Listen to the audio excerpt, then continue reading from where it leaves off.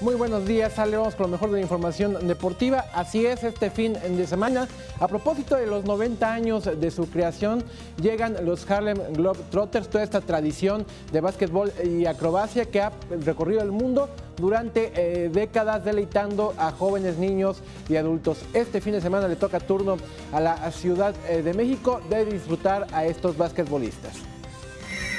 Con motivo de sus 90 años, los basquetbolistas acróbatas de los Harlem Globetrotters realizan una gira por nuestro país que incluye una fecha en la Ciudad de México.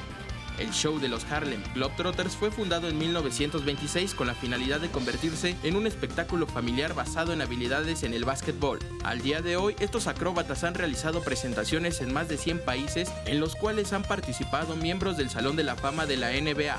Harlem Globetrotters se presentará en el mes de abril, el día 7, en el Auditorio Municipal de Tijuana a las 20:30 horas. El 9 estarán en la Arena Ciudad de México a las 17:30 horas y el 10 se presentarán en la Arena Monterrey a las 17:30 horas.